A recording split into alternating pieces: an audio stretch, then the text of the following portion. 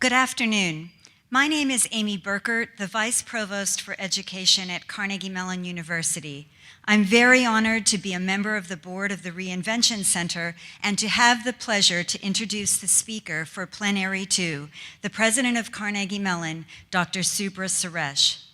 Dr. Suresh began his tenure as the 9th president of Carnegie Mellon in July of 2013. He had previously served as the director of the U.S. National Science Foundation, and prior to that role, he was the Vannevar Bush Professor and Dean of the School of Engineering at the Massachusetts Institute of Technology. His undergraduate degree is from IIT Madras.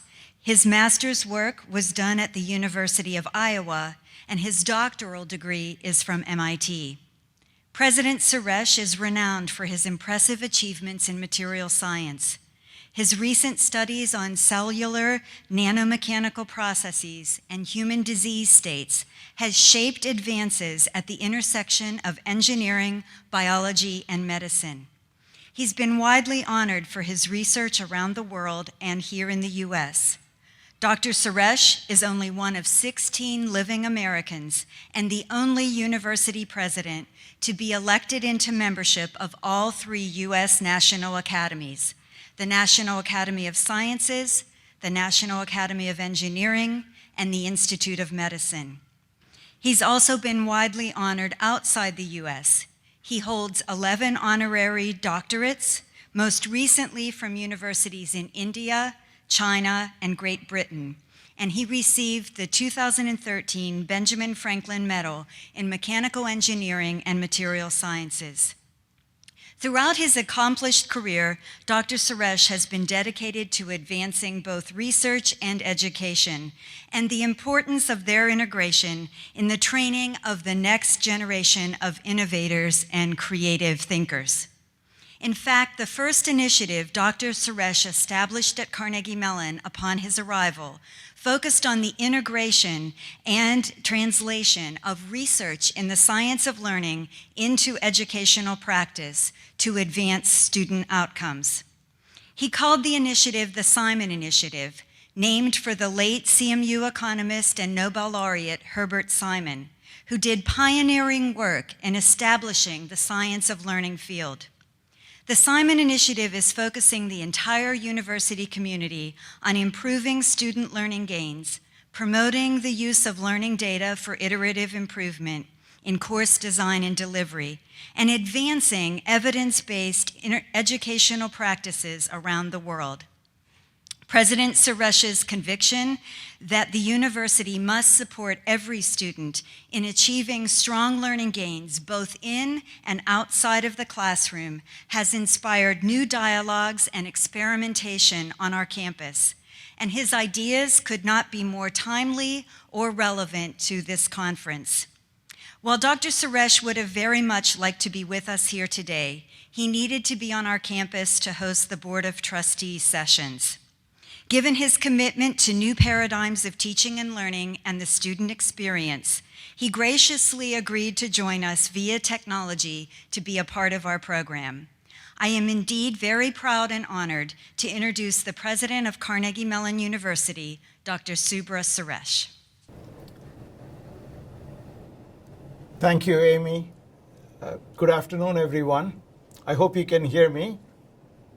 Can you hear me?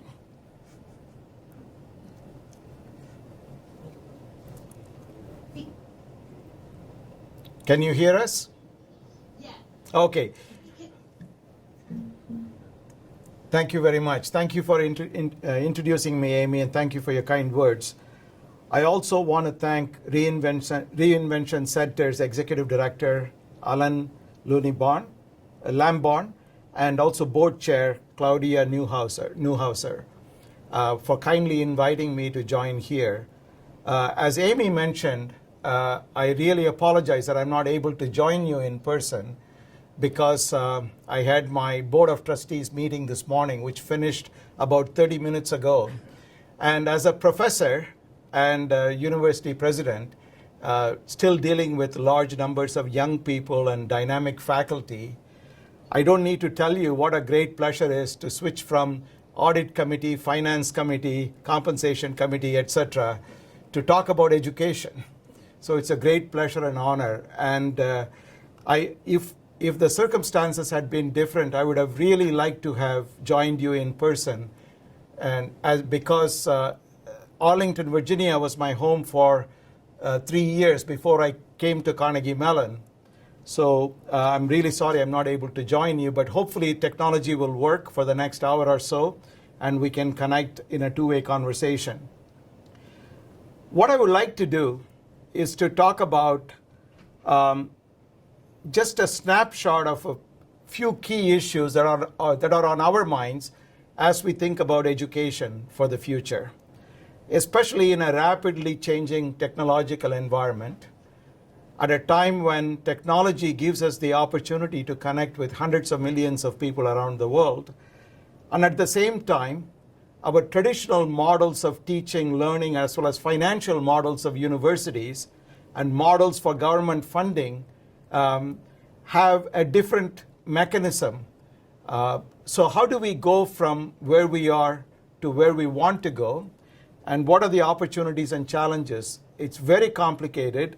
I don't think I know all the answers, but hopefully this conference that you have will address some of those issues. Different universities and different communities look at the same issue very different ways. There are many different perspectives. Let me start with a story that's usually associated with Yogi Berra. Mr. Yogi Berra once wanted to order pizza. So he called a pizza place, and the person taking his order said, "What kind of pizza would you like?" And he said, "I would like a cheese pizza." Then he asked, "Sir, would you like a small, medium, or large?" He said, "A large pizza." Then the person asked him, "Sir, one final question. Would you like me to cut it into 4 slices or 8 slices?"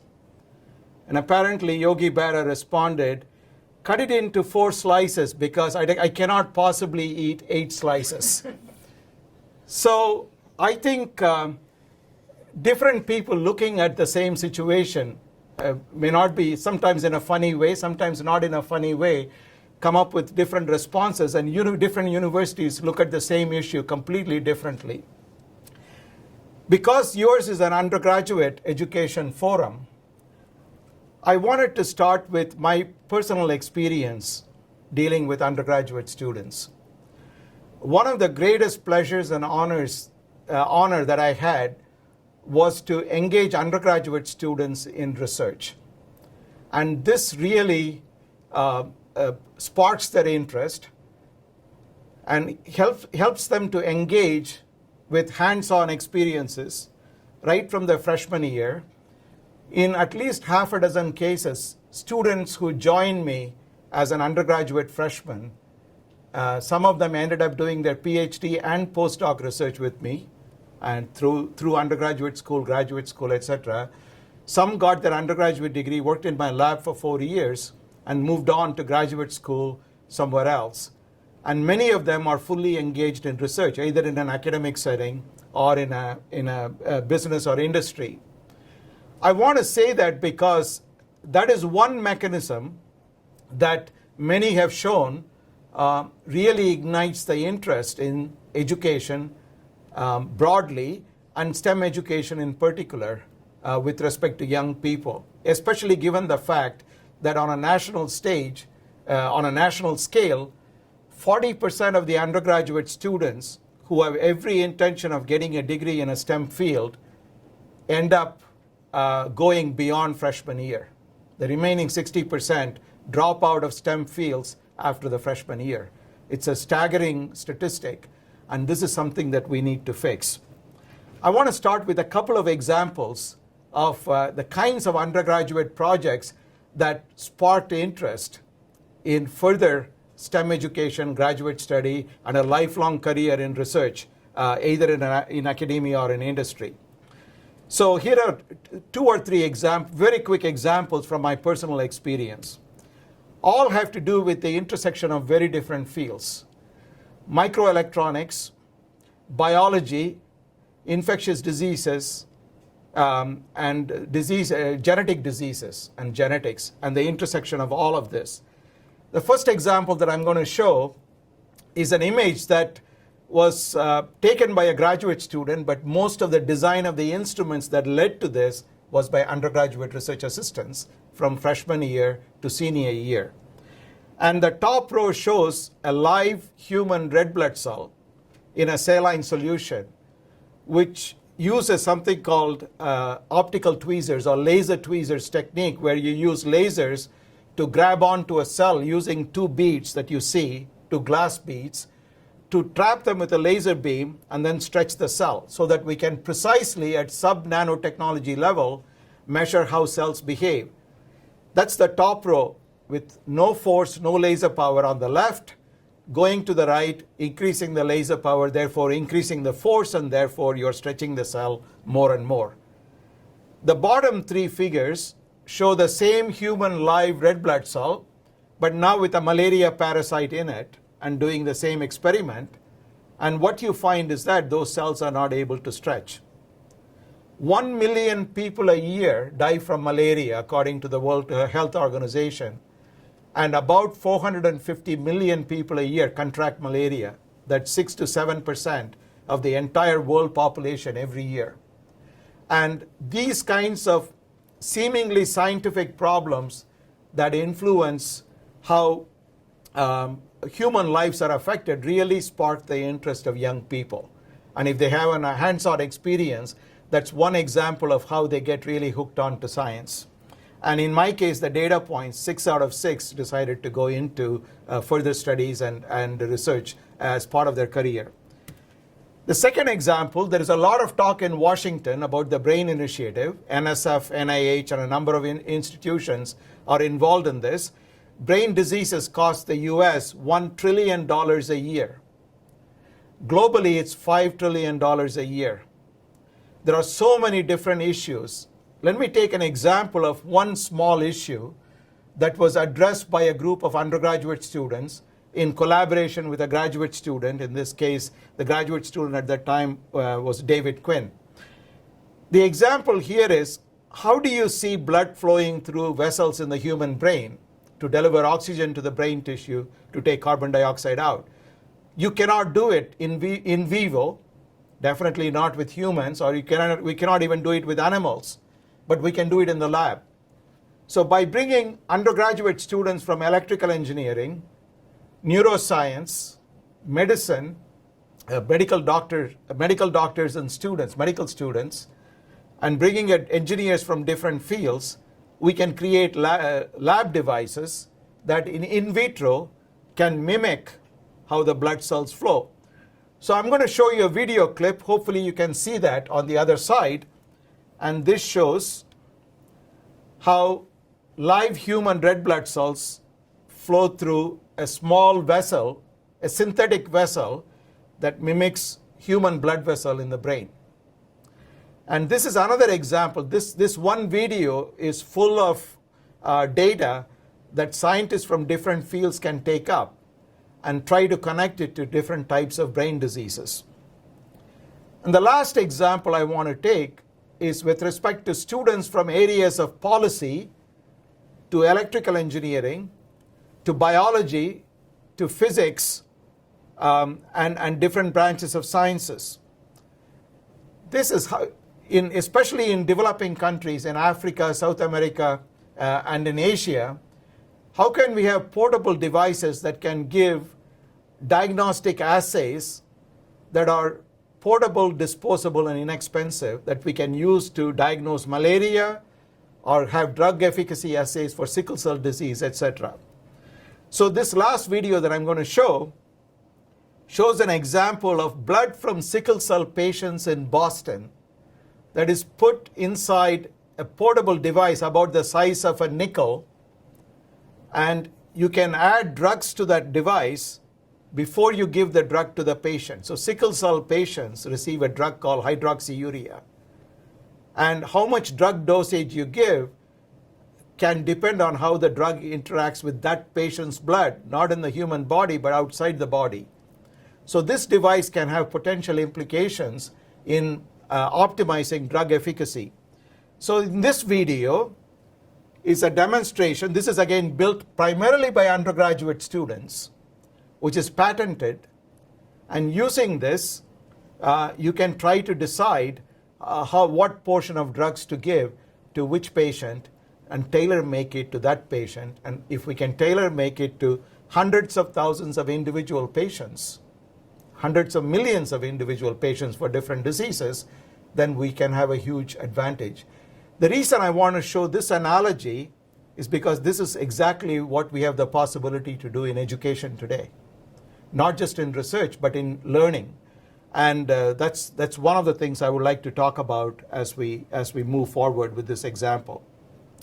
So we are in an era of data-driven experimentation. So every click that every learner makes can potentially be anonymously captured so that we can extract out of it massive amounts of evidence that can guide us in designing best practices that would improve teaching, but equally teaching outcomes over a long period of time. In fact, Carnegie Mellon University over the last 15 to 20 years has established one of the largest data sets on the science of learning on the planet through research, a lot of this funded by the National Science Foundation over the last 12 years or so. And that's an example of a set of information that, when looked at by people from very different fields, gives us an opportunity to think about and design the future of education. Of course, the Boyer report that came out 20 years ago should inspire us to redesign and enrich the residential research university experience through evidence-based course delivery, even if it's not for distance education, but for our own students on campus. How do we enrich their experience while they are on campus? And especially, how do we improve learning outcomes? So one of the questions I used to ask in Arlington, Virginia as director of NSF was, what is so exciting about 21st century research and creativity and innovation compared to, say, 10 years ago, 20 years ago? There are many, many reasons we can give as to why being an engineer, scientist, artist, or a scholar is much more exciting today than 10 years ago.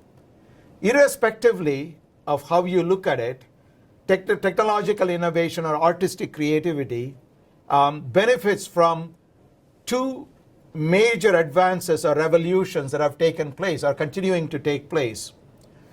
One is we are in a new era of availability of tools.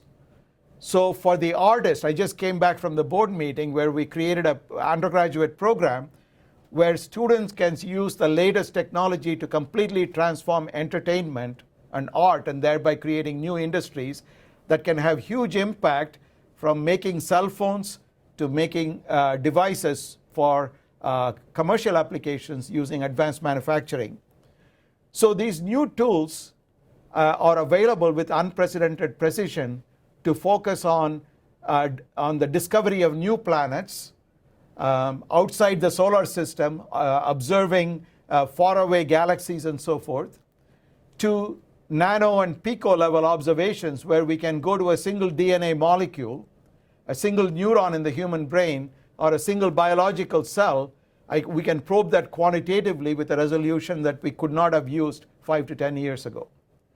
So the availability of new tools now on portable devices that can transform not only personalized health, but also transform citizen observation, citizen science for K through grave, from kindergarten all the way to end-of-life learning, continuous learning, is quite phenomenal. And these are subjects of focus, not just for funding agencies. They should be subjects of focus for universities as well. So the new tools provide us unique opportunity to do things that we could not have done otherwise. The new tools are also generating unprecedented amounts of data. Take the iPad that you have. A single iPad can generate up to 1 terabyte of data per day. 1 terabyte of data was the domain of supercomputers only a few years ago. Now an iPad can do this. very soon, an iPhone can do this today, or an Android device. So given that China alone this year will have 550 million smart devices, the amount of data that we generate is going to be so large, and that data generated by one community or by society, when viewed by scientists from many different fields, including social, behavioral, and economic scientists, can provide information that's unprecedented. And the discoveries that can come out of it are mind-boggling. If we couple that with issues of privacy, confidentiality, and intellectual property, the amount of work we need to do as policymakers, administrators, or funders is unique. So how do we take all of this and create out of this massive amounts of data, useful knowledge? How do we curate it? How do we archive it? And equally, how do we search and access it in rapidly changing platforms? And we don't know what platforms are going to exist 5 years from now. And what kind of research do we need to do now so that 10 years from now, we know how to access that information when the current device will be totally obsolete? And this is a problem that we don't know how to solve yet. And we are generating data much faster than we can archive it today. On top of it, we have the problem that most of it is getting out there unpeer-reviewed and unvetted. And what do we do with it? And this has a lot to do with education. Because in that arena, how do we educate people who are getting information that may not be peer-reviewed or validated or accredited on a continuous basis? And that's going to be a huge issue.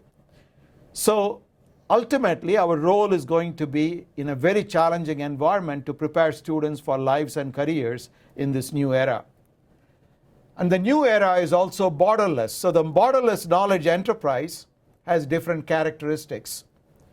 Information flow and interactions across institutional boundaries, national boundaries, cultural boundaries, and disciplinary boundaries. Intersections of many disciplines. And the Venn diagram of these disciplines are creating new fields that did not exist a few years ago. How is on-campus experience going to change because of technology? So let me pose a few hypothetical questions on on-campus education. So universities such as Carnegie Mellon and most leading universities in the world would argue in a very compelling way that it's not what you learn, but it's in the setting in which you learn that is going to prepare you for a future and for lifelong learning. So one could argue that it's not what grades you get or how much content you learn in a university, but the fact that you mature as an adult from age 18 to 22, that you learn to work in teamwork, you learn values such as ethics, professionalism, integrity, communication skills, etc., in a 4-year setting. That's why you need a university. That's why you need to come to a university. And many would argue, and myself included, that just delivering content over the internet cannot replace that rich experience of rubbing shoulders with giants and standing on the shoulders of giants, literally, before you do that figuratively. So given that, and simultaneously given the pace of technology, we have to naturally ask the question that, okay, there are a lot of soft skills we learn in college, but because of technology, can we now learn the soft skills in 3 years instead of 4 years? If we can learn it in 3 years, how about 2.5 years? So 10 years from now, if we can do everything we do on campus and get the physical on-campus experience in 75% of the time it takes now to get the degree, then naturally we need to ask the question, what do we do with the 4th year? Do we give them a degree in 3 years? Do we give them an international experience that they may not otherwise have? Do we ask them to go do social service in a different part of the world, give them industry experience, internship, or can they just stay home and take courses online and use the time for something else, or do projects on campus? If that is the case, if we can do that in 3 years, what do we do with all the dorm space and office space on campus? Do we recruit 1/4 or 1/3 more faculty? Do we recruit 1/3 or 1/4 more students? Or we keep the same number of students and use the space for something else?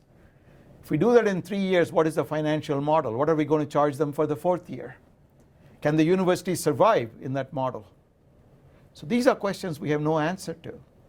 But technology may be pushing us in that direction. And that's a question we have to ask today, even though we don't know the answer to that. And different universities have very different answers to that. And from the way in which different universities have engaged with technology, we know already that they have very different answers to these questions and very different approaches to these questions. These multitude of approaches is very healthy because finally in the marketplace it will all shake out. But will it all shake out before we are ready to come up with an answer that serves in the best interest of the students? And will many of the universities will be able to cope with those changes fast enough? And that's a question that we don't know the answer to yet. And the role of big data and real-time access to information is another topic that, that impacts, what I said in the previous slide, impacts all of this. One of the areas that has become very prominent, and the National Science Foundation in the past more than a decade has supported a number of centers for learning science or science of learning. And one of them has been at Carnegie Mellon for 9 years. The learning science not only combines the science we teach to the students, the subjects we teach to the students, whether it's languages, engineering, liberal arts, etc., humanities, etc., combines it with rigorous evidence-based data science using large numbers of students taking different subjects, and combining with the science of cognition, not only coming from fields like psychology, but also combined with new quantitative fields such as neuroscience, imaging, etc. So the subject is now the learner for this field, not the subject we are teaching, and the instructor and the technology. As technology changes rapidly, what can the science of learning tell us with respect to optimal outcomes? So let me pose 2 hypothetical cases. We have the technology today to address both of these hypothetical cases, but we are not addressing either one of them in the most optimal way as a society. The first hypothetical case is an individual learner. Let's take 2 extreme cases of an individual learner, say a middle school child or an undergraduate student. Let's take one extreme example, hypothetical example, of a highly gifted learner, whether it's a 12-year-old or 13-year-old child or an undergraduate student, who highly gifted, who is way ahead of the class, comes from a very privileged background where there is no shortage of opportunity to learn more and more, to receive the content. Do we have the mechanism through technology to provide the content to that particular individual or learner to adapt to dynamically and continuously to the learning capacity of that individual, so that the outcome for that gifted individual can be optimized almost in real time? Science of learning has many good examples of this, but are we practicing them? No. If you're not practicing them, how do we get to the point where large numbers of people will practice them? That's one of the things that I would like to address as we move to a later point. Let's look at the other extreme hypothetical example of an individual learner, and that is a child who unfortunately has a disability that will prevent the child from learning fast, but also it so happens, unfortunately, that the child comes from an underprivileged background. But the human potential of this child is enormous. So how do we use technology so that this child can optimize his or her learning potential using technology, and continuously how do we improve the learning outcome for the child through software, through hardware, through fields, by combining fields such as cognitive sciences, artificial intelligence, machine learning, and software engineering? How do we bring it to a point? There are many existing examples of very successful outcomes of this, There are several companies that produce products, some of which have come out of Carnegie Mellon University.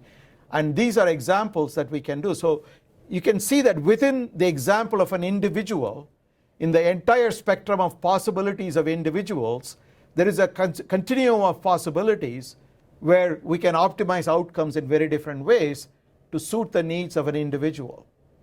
Now add to that the complexity that we want to do this for 500 million individuals, each of whom has a smartphone. Can we access that device and do this continuously? But each of the 500 million individuals has different capacity and different opportunity to learn. Can we do that simultaneously? And what can the science of learning do? And for agencies such as the National Science Foundation, what should we fund now so that 10 years from now we have the capacity to improve that? And even more importantly, I know Hunter Rawlings was here earlier today, organizations such as Association of American Universities, how do we bring together the top 62 research universities of the country so that they set an example for the world for optimizing learning outcomes? Many of you in the room are dealing with this issue. So how do we do this? I think that's going to be a very important question. And this is something that we struggle with while we are continuously trying to impact the learning outcomes of our on-campus students. Listening to research findings. So one of my good friends in Washington, and continues to be a good friend today, Carl Wyman, who went from Nobel Prize-winning physics research to research into education, recently pointed out that we know how to teach students more effectively than we are doing. It is time for faculty to start acting on what data are telling us about good teaching. The AAU has put in place mechanisms and pilot projects involving a number of universities that can look at ways in which we can teach undergraduate students. Data and evidence both must play a great role in shaping instruction, both in-person education and online education, to improve learning gains for every student. So how do we design for strong learning outcomes? Of course, different people have different ideas, but there are a few ideas that many people talk about.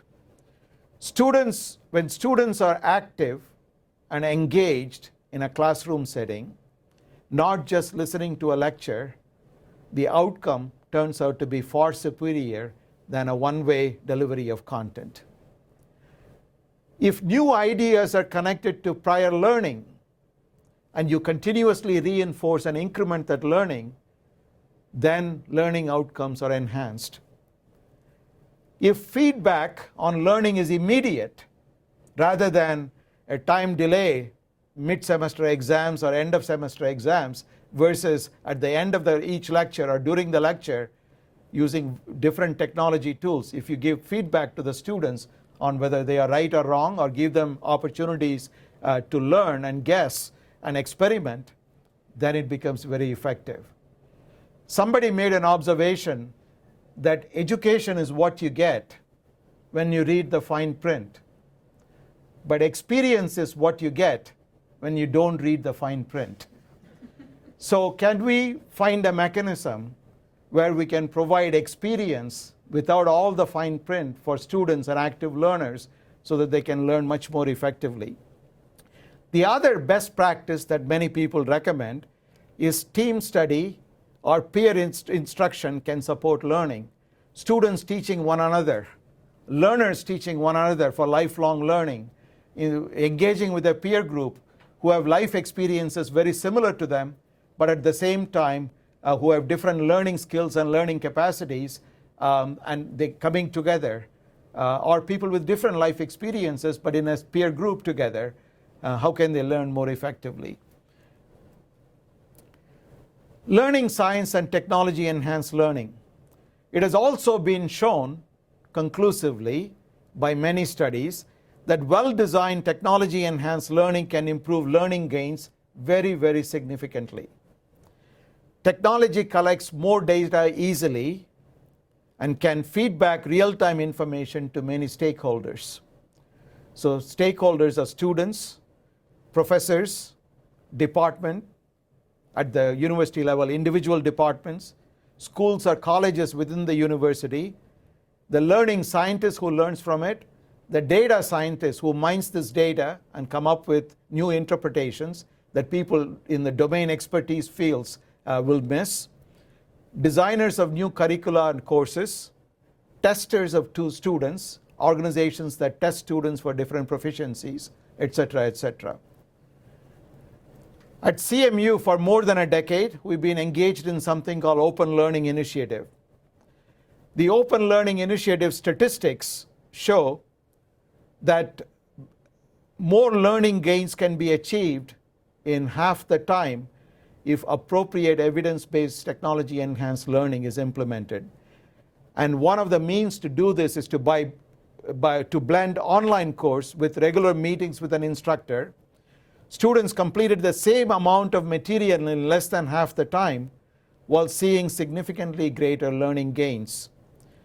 A few years ago, about 4 years ago, one of my colleagues at Carnegie Mellon, Marsha Levitt, was co-author of a monograph that talked about ways in which optimum outcomes can be achieved.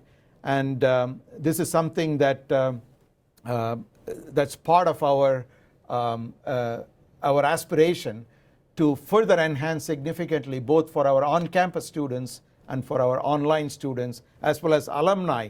Carnegie Mellon University has 100,000 living alumni in more than 100 countries. How do we continuously keep in touch with our alumni so that they can keep remotely connections to the university for lifelong learning? Alumni from 4 different generations. I've met alumni who are 96, 97 years old, and I met alumni who graduated last summer. And how do we connect with all of them so that they are passionate about this? Ultimately, they are the biggest donors to the university, so there is a huge financial implication for all universities in this. Let me go to one case study of a very successful outcome that's impacting the world today, a technology that came out of our university just a few years ago. There is an app on your iPhone or your Android device called Duolingo. It came out of a project work on campus here by a professor of computer science, Luis Van On, and his graduate student. A few years ago, they started a company called Duolingo. So it's a free app. You can download it for free. There are no advertisements or commercials on the app. So this is not part of Carnegie Mellon. This came out of Carnegie Mellon. Professor Van On is on leave from Carnegie Mellon, running this company just outside of Carnegie Mellon in Pittsburgh. This company has about 25 employees.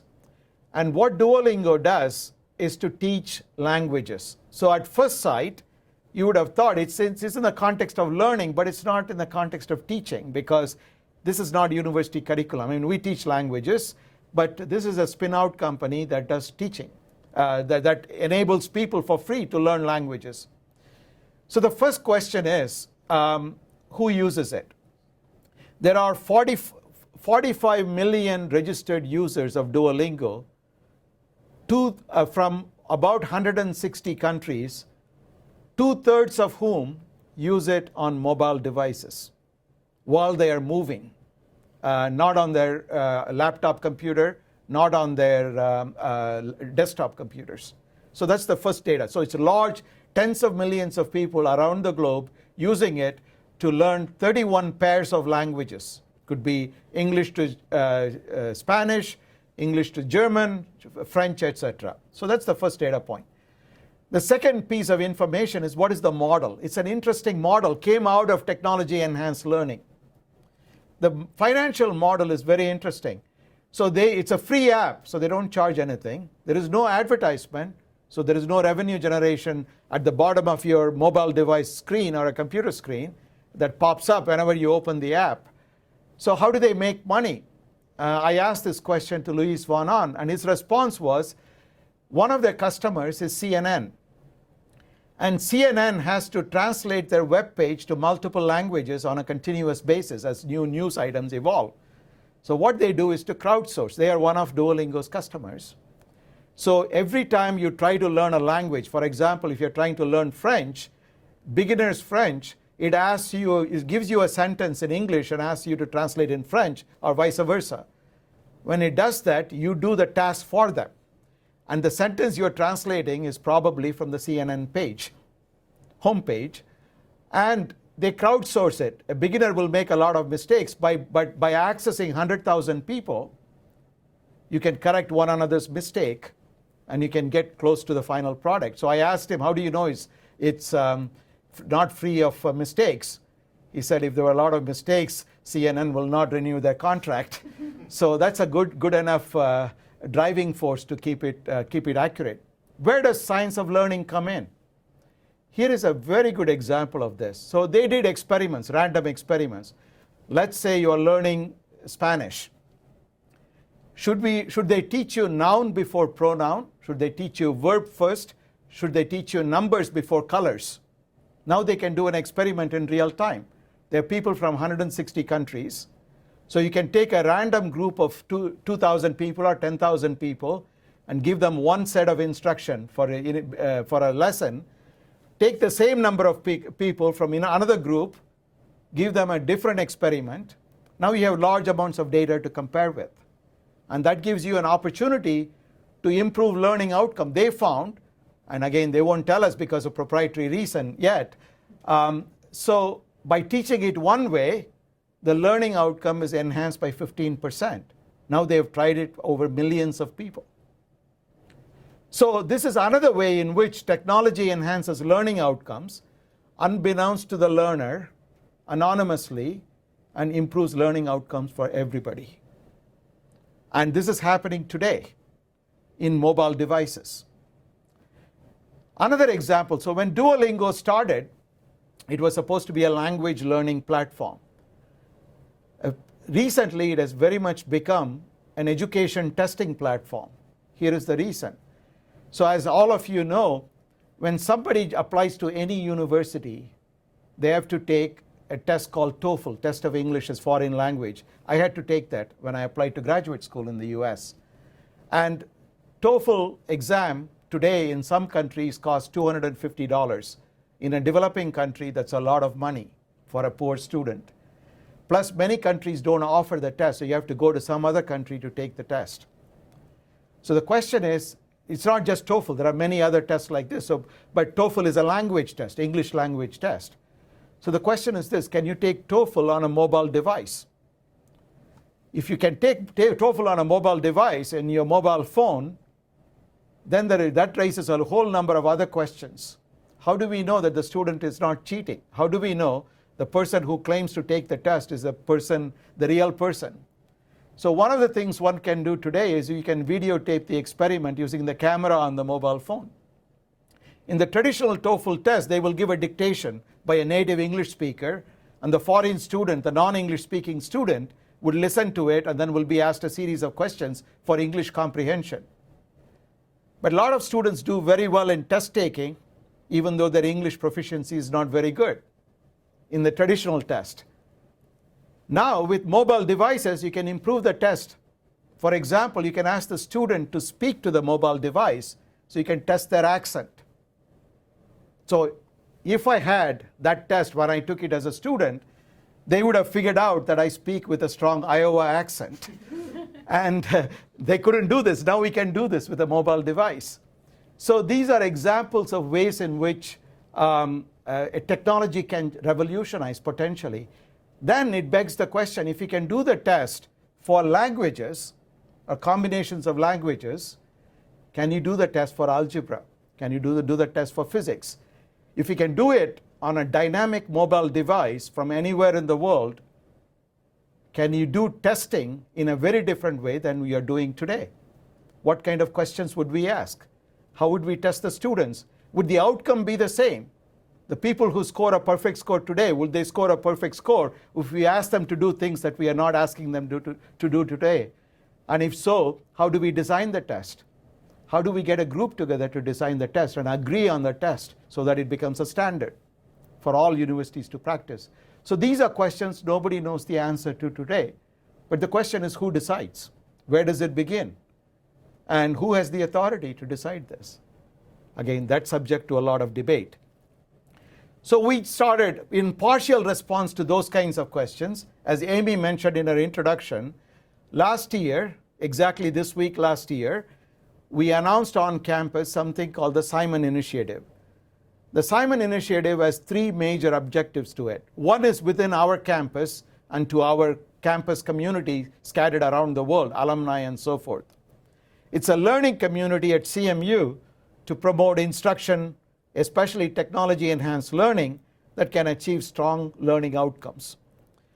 We created a mechanism to seed grants to faculty so that they can experiment with bold new ideas without having to wait for 8 or 9 months to get funding from the National Science Foundation.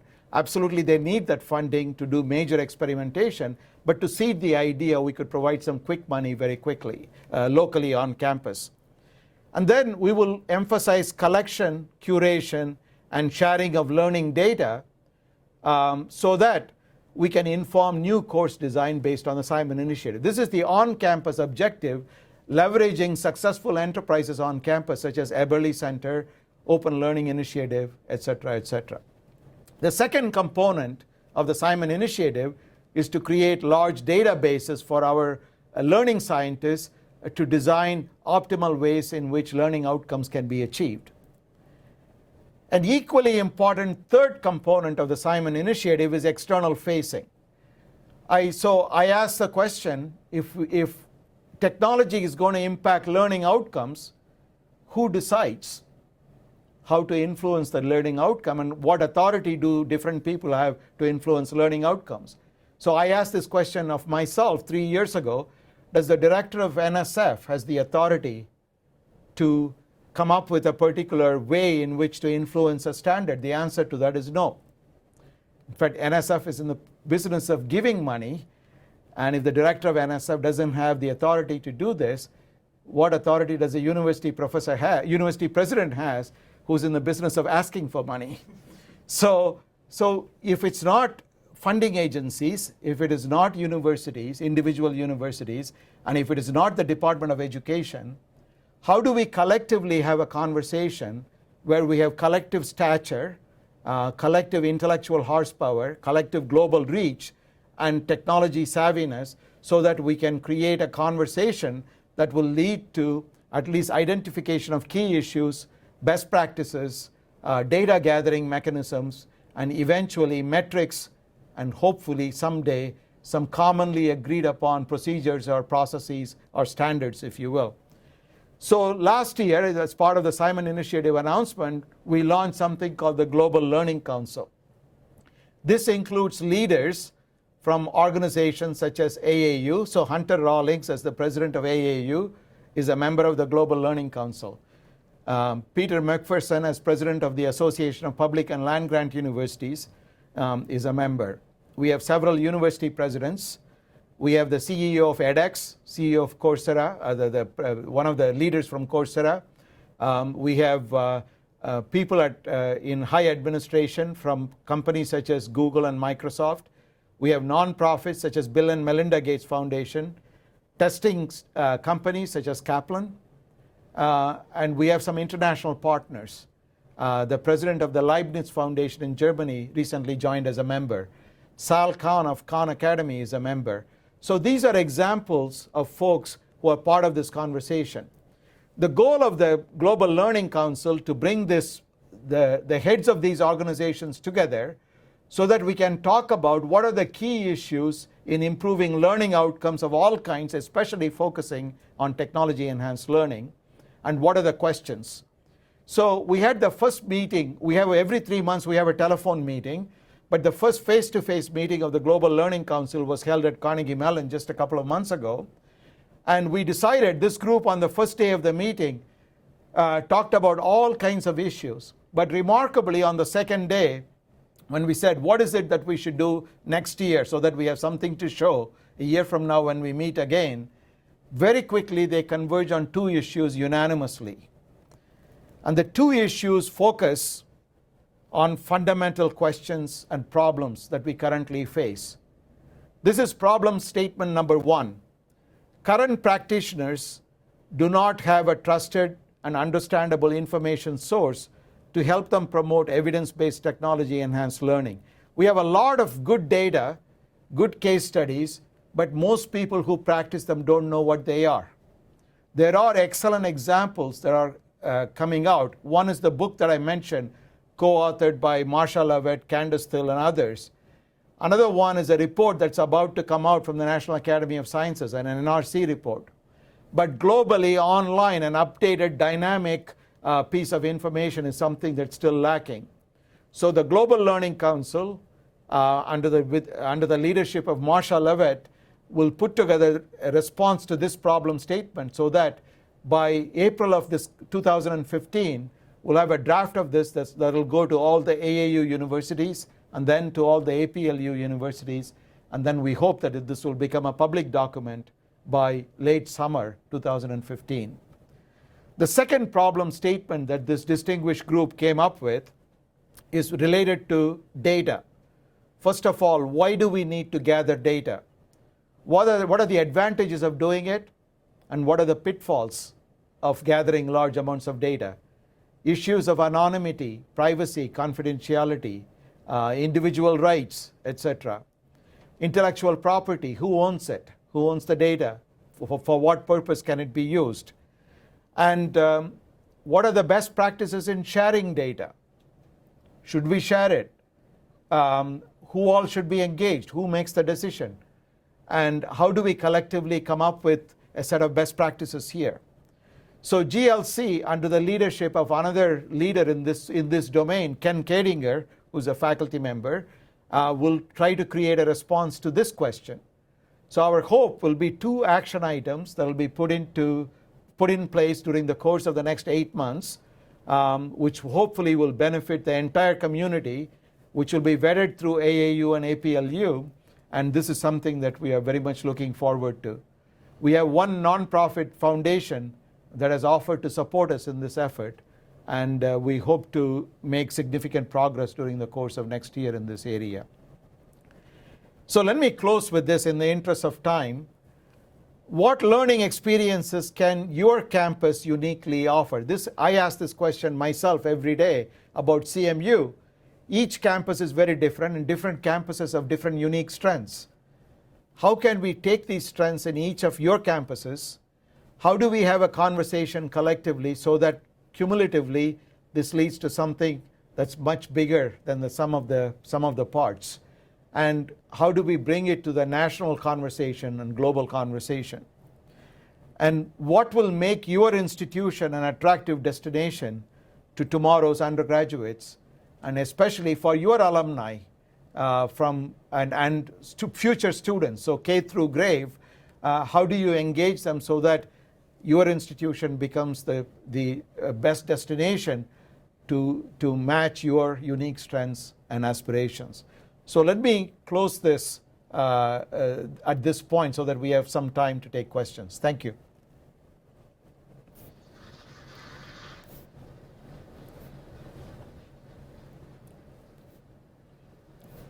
Thank you, Subra. Now go to the audience for questions.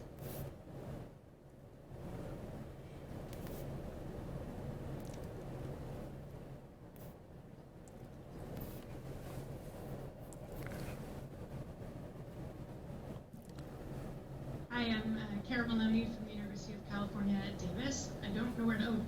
I'm here. Hello. So I'm an assessment coordinator in undergraduate education, and I really would like to know how you're measuring learning. When you say outcomes, what do you mean? Because we know grades are sort of a proxy for learning at best, and they're noisy. So when you're talking about measuring learning, I'd love to hear what exactly, or at least a little more specifics about what you mean. So again, this is so domain dependent. By learning outcomes, this is part of the conversation that we have. What metrics? When I said metrics, one of the challenges in quantifying learning outcomes is what exactly do the students learn and how do we test them? That's exactly the point that I made in the context of Duolingo. If you're going to have new kinds of tests that we give to students from anywhere to take, if we replace the current testing methods with a dynamic test that tests them for their feedback that you can check quickly, and you can calibrate it with instantly, you can calibrate it with hundreds of thousands of learners, your metric for outcome is likely to be very different than the current metric. That was exactly my point. So we have current metrics on the basis of which we assess learning outcomes, but are those metrics the right metrics? And the metrics in one field may not be the metrics in another field, and metrics in one university may not be the metrics in another university. And for example, when I was Dean of Engineering at MIT, in some of the departments within the School of Engineering, our metric for promotion was not number of publications. In fact, we suppressed the long publication list, but we gave productivity indicators with respect to publication, but we focused on only 5 publications selected by the candidate. We suppressed all information about funding because we thought the tenure decision should not be based on funding outcomes for that particular unit. So there are different ways to define it, and today different people define it, different fields define it very differently. I'll give you another example of different ways of learning. In some departments within our own university, learning is not based on what you score, but the level of creativity that you exhibit in a particular subject, whereas in other areas it's quantitative measures and scores and numbers. Within one university is all over the map, so there is no unique way to define learning outcome. And that's part of the challenge for the Global Learning Council, as we discussed. How do we define the learning outcome, and how do we know it's the right metric to assess the outcome?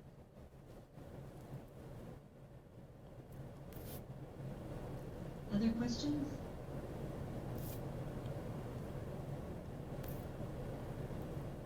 Is everyone in the food coma after lunch?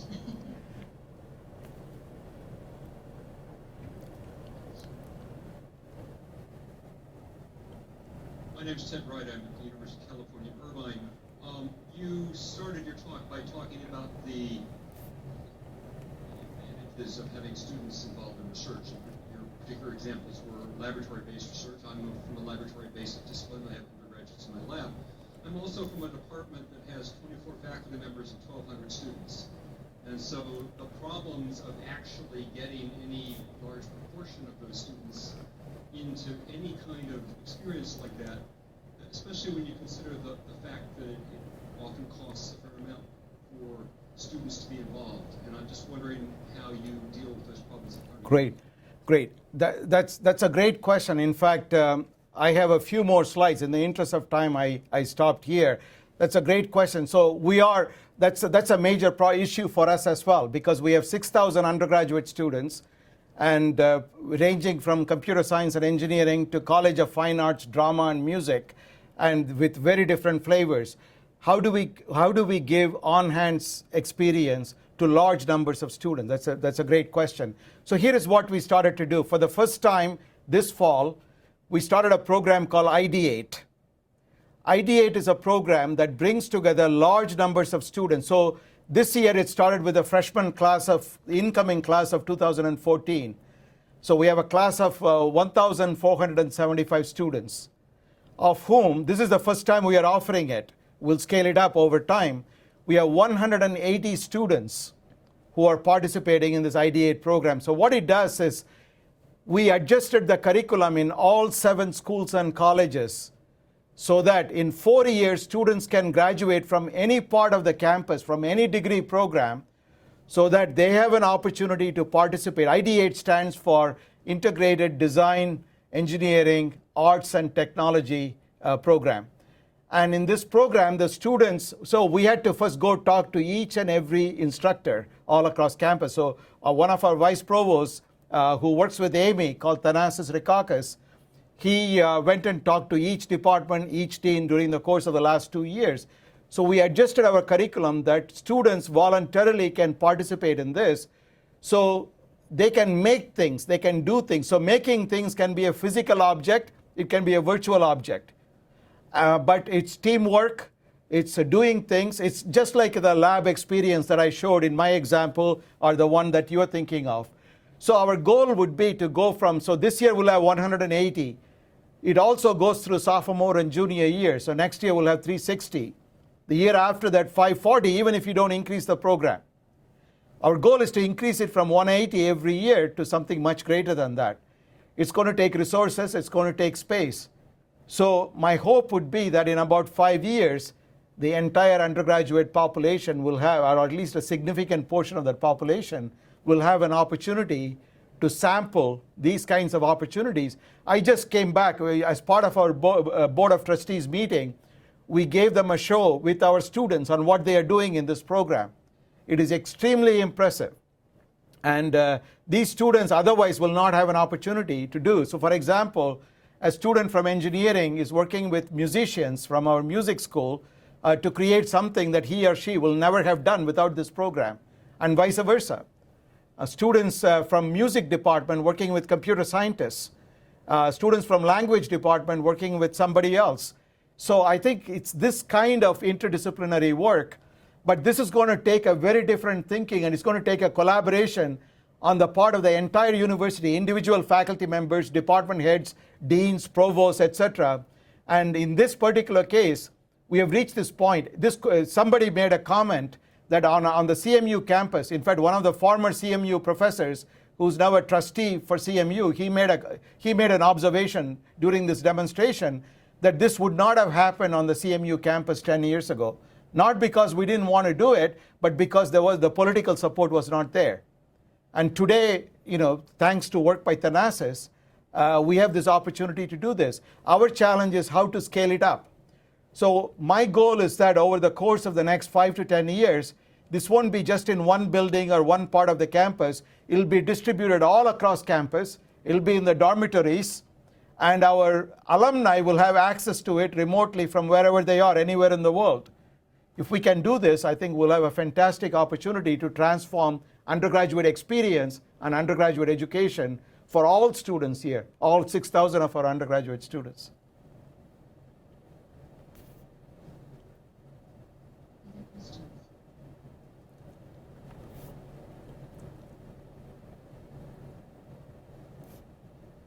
Subra, do you want to go forward with some of your material? No, that's okay. Okay.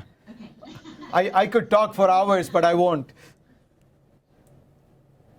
Clearly this morning we heard about the integration of research and education when Hunter and Peter McPherson and Carol Gary Schneider and Kevin, I'm sorry, I forget his name, but from the Student Affairs Association. And they were talking about the partnership and integration as a holistic experience for students. What are your thoughts in terms of how the research university can start to change the culture that will allow for that holistic experience rather than a siloed? Ideate is one approach that we're taking, but again, that is relatively narrow in terms of overall experience. And I know you have some thoughts on the more holistic approach to undergraduate education. So there are, as you said, there is no one single approach to this. The working in the lab of a professor with graduate students and seeing the excitement of graduate research, and also the challenges that go with being a graduate student for 4 or 5 years doing a PhD, in my personal experience working with undergraduate freshman students in my lab, once they get hooked onto a project, you cannot stop them. I couldn't stop them. In fact, the undergraduate students took more of my time than the graduate students when they were working in my lab.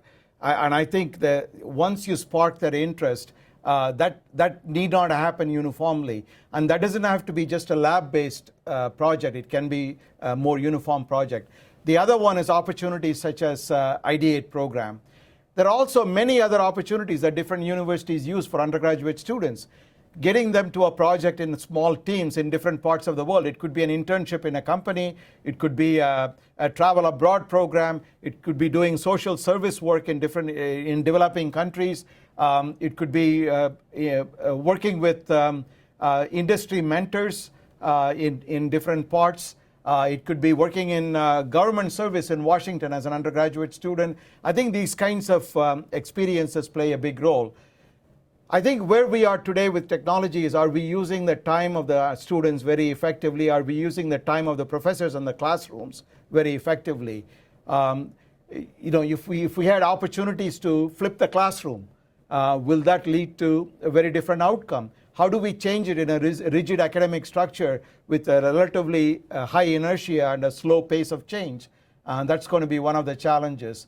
There are other ideas that we have related to this. One of the things that really excites students are role models. And again, I can only speak for Carnegie Mellon here.